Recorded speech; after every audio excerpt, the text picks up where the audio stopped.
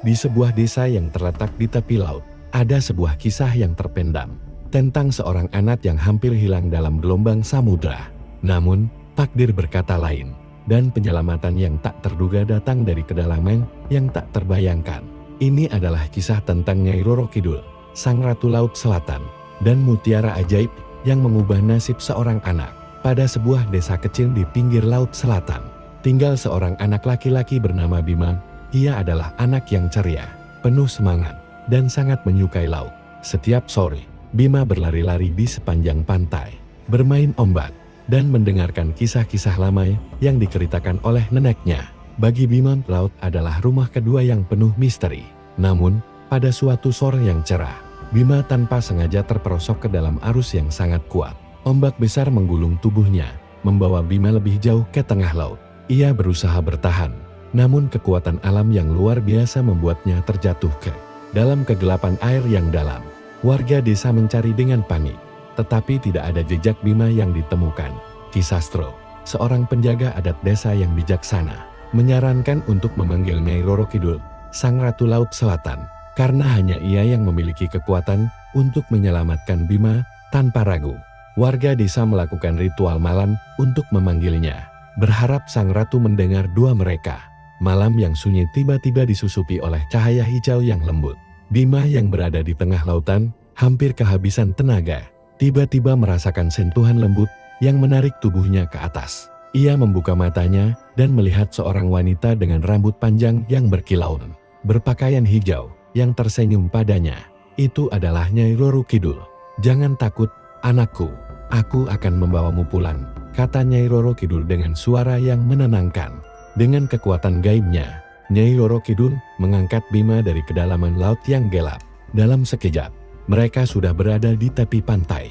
Warga desa yang menyaksikan kejadian itu terpana, tidak percaya dengan apa yang mereka lihat. Sebelum menghilang kembali ke laut, Nyai Roro Kidul memberikan pesan kepada Bima, "Jagalah laut dengan penuh rasa hormat, dan ingatlah bahwa hidup ini penuh dengan keseimbangan." Setelah itu, Nyai Roro Kidul menghilang kembali ke dalam gelombang laut yang tenang.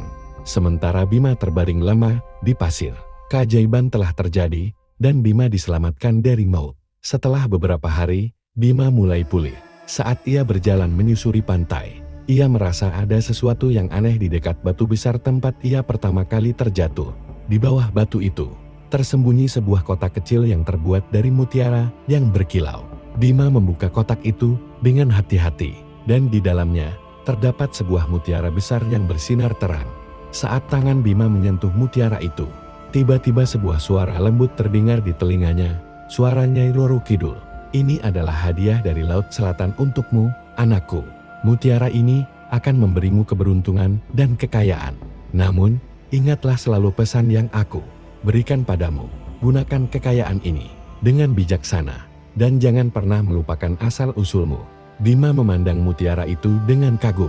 Ia merasa ada kekuatan yang luar biasa di dalamnya, seolah mutiara tersebut mampu memberikan segala yang diinginkannya. Dengan hati yang penuh rasa syukur, Bima kembali ke desa dan memutuskan untuk menyembunyikan mutiara itu, hanya memberitahukan kepada keluarganya. Bima yang sebelumnya hidup dalam kesederhanaan, kini merasakan perubahan yang luar biasa. Setiap kali ia memegang mutiara itu, keberuntungan seolah selalu menyertainya. Tiba-tiba saja, ia menemukan tanah yang subur di dekat desanya yang sangat cocok untuk bercocok tanam. Tanaman yang ia tanam tumbuh subur dengan cepat, bahkan menghasilkan hasil yang jauh lebih baik dari yang diharapkan. Seiring berjalannya waktu, Bima mulai dikenal sebagai seorang petani yang sangat sukses. Tidak hanya itu, ia juga membeli beberapa kapal nelayan dan membantu banyak orang di desanya untuk menangkap ikan dengan cara yang lebih efisien. Usahanya berkembang pesat dan Bima menjadi kaya raya. Namun, meskipun kekayaan datang begitu mudah, Bima tidak melupakan asal-usulnya. Setiap hari, ia selalu menyempatkan diri untuk berdoa kepada Laut Selatan dan Nyai Roro Kidul. Ia tahu bahwa segala kekayaan yang ia miliki adalah pemberian dari Sang Ratu Laut. Bima menggunakan hartanya untuk membantu orang-orang yang membutuhkan. Ia membangun sekolah di desanya, memberikan bantuan kepada keluarga miskin, dan mendirikan tempat perlindungan bagi orang-orang yang terlantar. Kehidupannya yang berubah drastis tidak membuatnya lupa akan tanggung jawabnya terhadap sesama.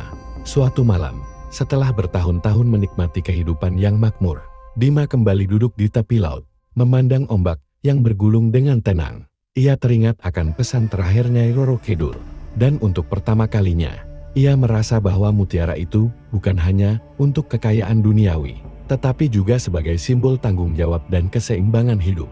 Tiba-tiba, ombak besar datang menghampiri, dan sosok Nyai Roro Kidul muncul di hadapannya.